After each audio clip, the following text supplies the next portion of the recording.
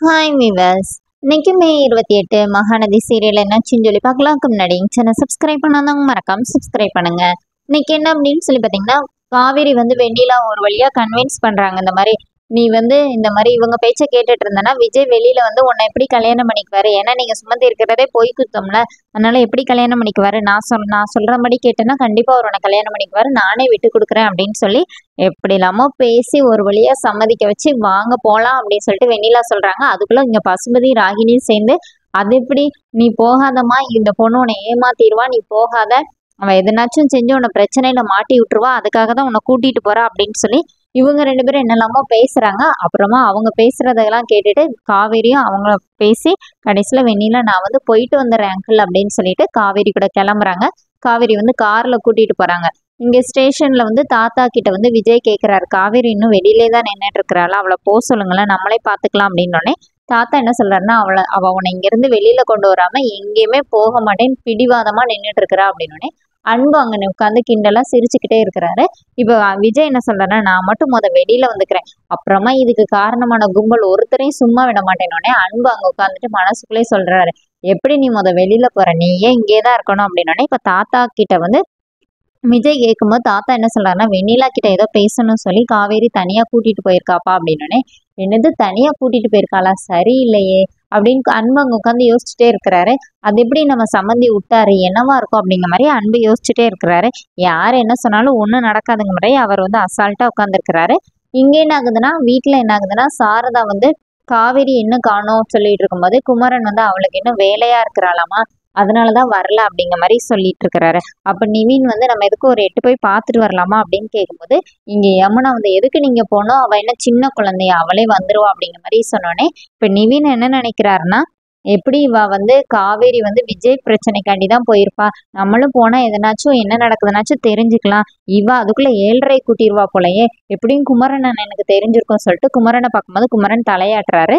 அப்புறமா யமுனா என்ன சொல்றாங்கன்னா, இங்க பாருமா, நீ சொன்ன மாதிரி ஒண்ணு அவளை விஜய் கூட சேர்த்து வச்சிரு, இல்ல அவளை ஊருக்கு கூட்டிட்டு போயிரு அப்படிங்கிற மாதிரி யமுனா சொல்றாங்க. இப்போ நிவின் என்ன சொல்றாங்கன்னா, இல்ல நீங்க ஊருக்குலாம் போகாதீங்க, இந்த பிரச்சனை கொஞ்ச நாள்ல அதுவாவே சரியா போயிடும், எனக்காண்டி கொஞ்சம் சொல்றத புரிஞ்சுக்கிட்டு இங்கே இருங்க அப்படிங்கிற மாதிரி நிவின் வந்து பேசிட்டு இருக்கிறாரு.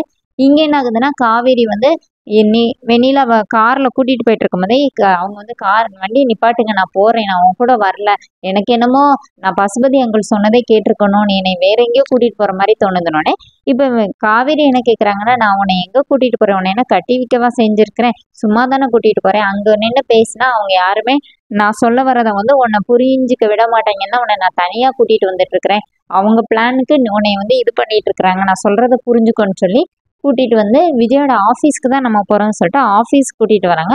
இப்ப அங்க வந்து நின்னோடனே காவேரி வந்து வெண்ணிலா கிட்ட பேசுறாங்க, நீ வந்து ஏன் இந்த மாதிரி பண்ற, விஜய் வந்து உனக்காக எவ்வளவு பண்ணியிருக்கிறாரு அப்படிங்கிற மாதிரி வெண்ணிலாக்கு புரியுற மாதிரி பேசிட்டு இருக்கிறாங்க. என்னன்னா இவ்வளவு பேசுற, நீ அமைதியாவே இருக்கிறன்னொடனே நீ என்ன சொல்லி இங்க கூட்டிட்டு வந்த, விஜய் எனக்கு விட்டு கொடுத்துருவேன்னு சொல்லி தானே கூட்டிட்டு வந்த, ஆனா இங்க வந்து நீ பேசுறதுனா பார்த்தா வேற மாதிரியே இருக்கணும்னே காவேரி சொல்றாங்க, இல்லையே நான் அப்படி பேசவே இல்லையே, நானும் விஜயும் இந்த மாதிரி வாழலாம் அப்படின்னு ஸ்டார்ட் பண்ணும்போது தான் நீ அந்த இதுல இருந்ததே எங்களுக்கு தெரிஞ்சிச்சு, அங்க இருந்து நான் தான் உன்னை கூட்டிட்டு வந்தேன், இங்க உன்னை கூட்டிட்டு வந்தப்போ உனக்கு சுயநினைவு இல்லைன்னு சொல்லி அவர் எவ்வளவு கஷ்டப்பட்டாரு, எத்தனை ஹாஸ்பிட்டல் உன்னை கூட்டிட்டு போயிருந்தார் தெரியுமான்னு சொல்லி எல்லாமே காவேரி சொல்றாங்க. அப்பதான் அங்க வந்து ஐயப்பன் வீடியோ எடுத்துட்டே இருக்கிறாரு. ஐயப்பனை பார்த்து காவேரி ஓகேவான்னு கேட்டுட்டு தான் பேசவே ஆரம்பிக்கிறாங்க. இப்ப வெண்ணிலா என்ன சொல்றாங்கன்னா, விஜய் எப்படி என்னை கொலை பண்ண ட்ரை பண்ணுவாரு, எனக்கு தெரியாதா என்ன விஜய் எம்எல்ஏ எவ்வளவு பாசம் வச்சிருந்தாருன்னு சொல்லிட்டு அப்படின்னு. இப்போ காவேரி வந்து அப்போ உனக்கே எல்லாமே தெரியுது, அப்போ பசுபதி நடத்துற நாடகத்துல நீ உனக்கு யூஸ் பண்ணிக்கிட்ட அப்படிதானே அப்படின்னு. வெண்ணிலா ஆமா அப்படிங்கிறாங்க.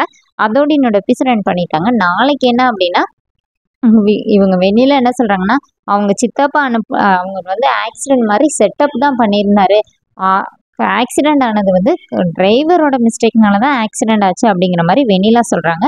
இப்ப காவேரி என்ன சொல்றாங்கன்னா, நீ இப்போ இங்க சொன்னது எல்லாத்தையும் போலீஸ் ஸ்டேஷனுக்கு வந்து சொல்லுவேன்னு எனக்கு ஒரு சத்தியம் பண்ணிதான்னு கேட்குறாங்க. அதே மாதிரி வெண்ணிலா வந்து நீ விஜய் எனக்கு கல்யாணம் பண்ணி விடுவேன்னு சொல்லி சத்தியம் பண்ணிதான்னு சொல்லி 2 பேருமா மாற்றி மாற்றி சத்தியம் பண்ணிக்கிறாங்க. அதோடய அந்த ப்ரோமோ எண்ட் பண்ணியிருக்காங்க. தேங்க்யூ.